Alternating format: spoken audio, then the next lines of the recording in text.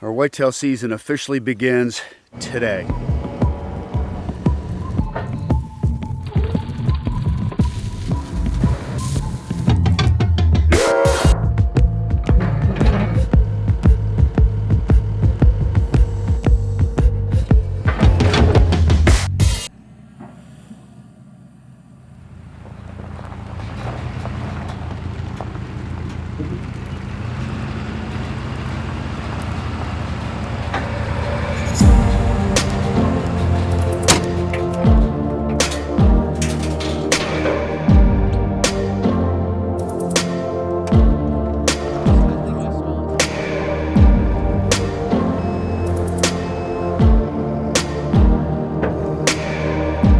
So this is a new farm that we picked up last year, actually the farm that I killed Viper on. So we didn't have a lot of time. We picked the lease up last year to come in and do any improvement. Typically the first year, I don't like to change very much. I like to establish a baseline, how the deer naturally want to move, where they bed, where they like to rut, where they like to be late season, establish their feeding patterns, and then enhance it from there. So I'm not trying to change what these deer do. I'm trying to enhance and expand it. This farm holds a lot of deer on it, and because it connects to the Lemoyne River, we get a lot of transitory bucks during the rut. So the goal today is we're going to grab the grizzly blind. We're going to take it up top. We have an old clover field here, so we're going to place that actually initially for turkey season, frost seed all of that in. We'll tweak it later in the season for whitetails.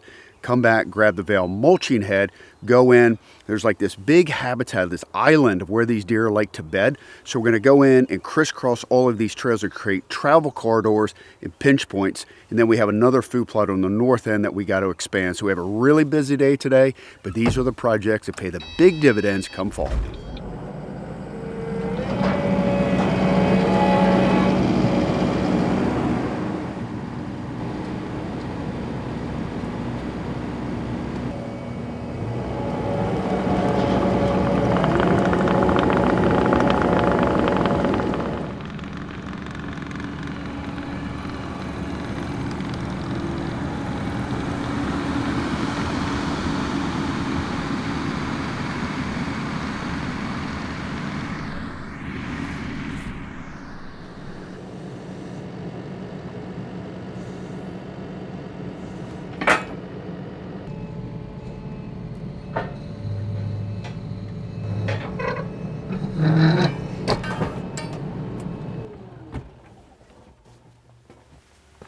Now what you don't see is we came in here a couple weeks ago and all this is CRP that's in a program, so we burned it all. In fact, you could see kind of the charred trees right here, so you can see where the fire hit the edge.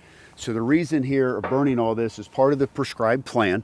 You got to burn or disc on a routine basis, so all that natural seed bed will have all that regrowth. So by the end of the season, this all is going to be incredible bedding cover. This is our food plot here. We're just going to keep this as a clover plot. Clover is king. So we're going to top dress this with a foundation clover. This will become lush and thick. The blind right here, it's more of an observation blind, turkey hunting blind. But as the strategy gets dialed in later in the season, we'll probably tweak the location. And then you can see the T-post there that's out in the middle of the field. That's actually the first camera location that we got Viper on last year that started the hunt strategy, which ended up in me killing that 185-inch giant.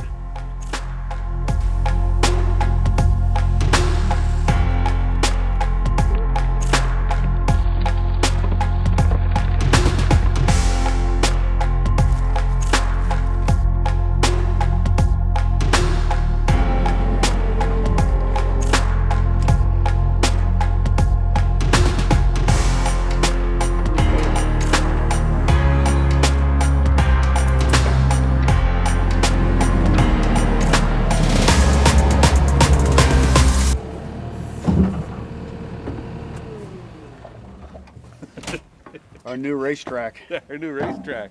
The first time we looked at this farm, we identified this as being probably our master bedding cover, right? Adjacent to the river, obviously going up onto this hillside, lots of oaks up there. But I think you're right, laying out a kind of hub and a spoke design here, taking the mulching head and connecting some trails. Not that we're gonna hunt in there, but we can use it to inventory the deer and then to funnel them into our stand locations. Right. Figured it's 42 acres. It's big. 42 acres of just straight habitat, right? There's no food in it. Well, all the natural food. So yeah, I like it.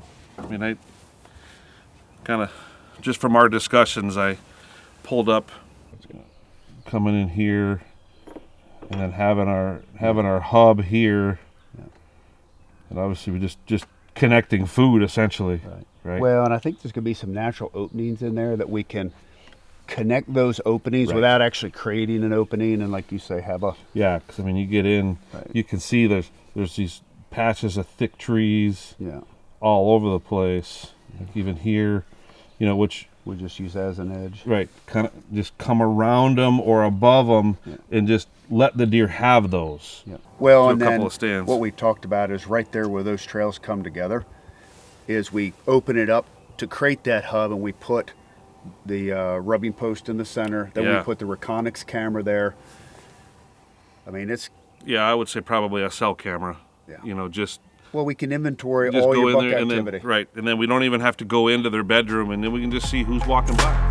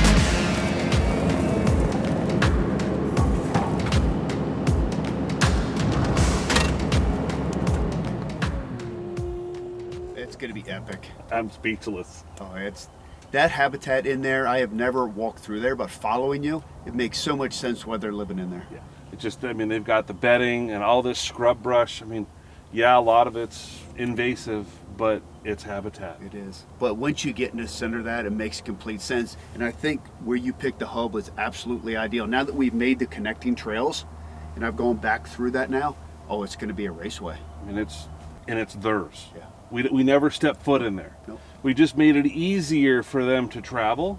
Yeah. And I guess at the end of the day, all we want is for the does just to have a trail, right?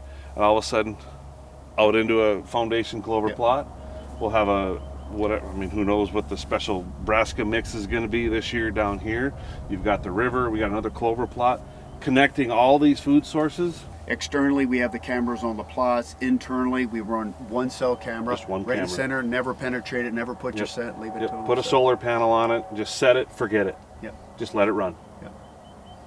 Well, love it. What do you think? Go do a little shed hunting, maybe burning tonight? Am I going to be able to get you out of this thing? Oh, I think so. For sheds? Yeah, I suppose. You get your hands on some sheds. That usually makes you happier. All right, I'll go park All it. right. There's a lot of work that goes into managing a whitetail farm.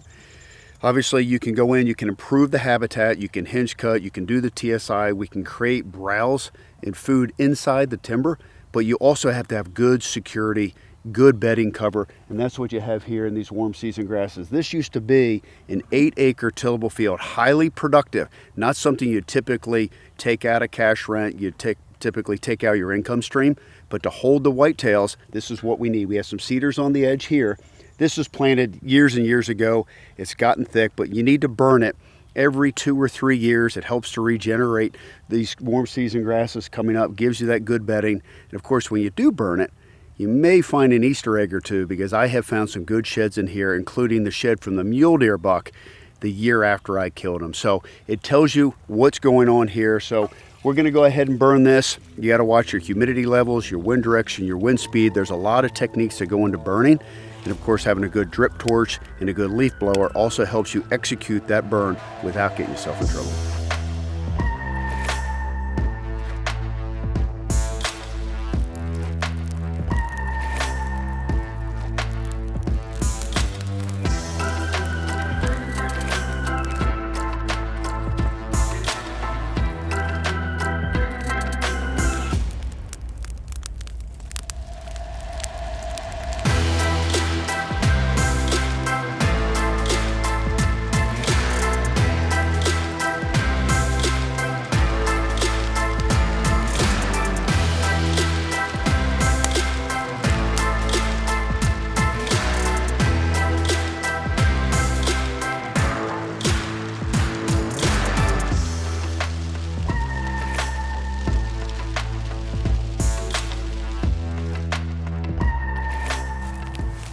Got a nice shed right here. Would have never found this shed in all of this grass. Whew, it's still a little warm. That could be the Limpy 9. This deer was 9.5 years old this year. How he has escaped and eluded us all these years. But it goes to show you the power of the grass, the power of the habitat. We talk about it all the time. Food, cover, water. And you can put food, you can put cover, you can put water on any piece of habitat. As you can see here, this was an old ag field. This proves everything we do is working here. Last burn of the night, small little field here in the bottom, shouldn't take long.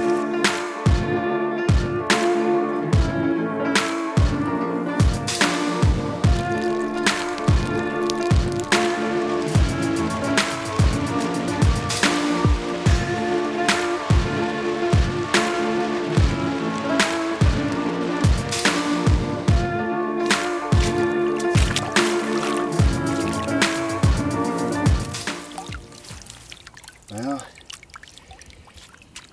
this is Rip, 7.5-year-old buck. We wondered what happened to him. Last August, we filmed him in velvet.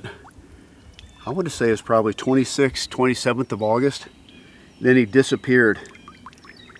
Where he's resting now is 2 miles, 1.5 miles at least, in a straight line from where we last filmed him. I'm guessing EHD, you never know. Could be other natural causes. And the only reason I say that is look at how light horned he is. You can't feel it, but he weighs nothing. I bet you if you cut these antlers in half, it'd be porous, but you can see the velvet still on him. My guess is the velvet was, starting to peel off, maybe deteriorate. It's so sad. You pass these deer, you try to get them to that optimal age, which to us is 7.5. I mean, just look at that mass right there. It's really unbelievable. And then before the season even starts, a bug, natural causes take them. And we've seen this before. We've seen Splitty and Rooster. I can go down the list of how many good bucks never made it into the season. They get all the way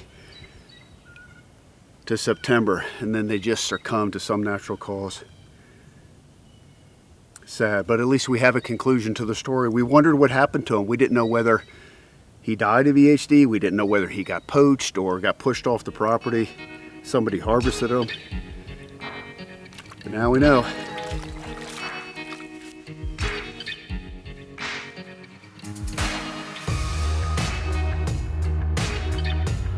It's been a great couple days. We have covered a lot of turf.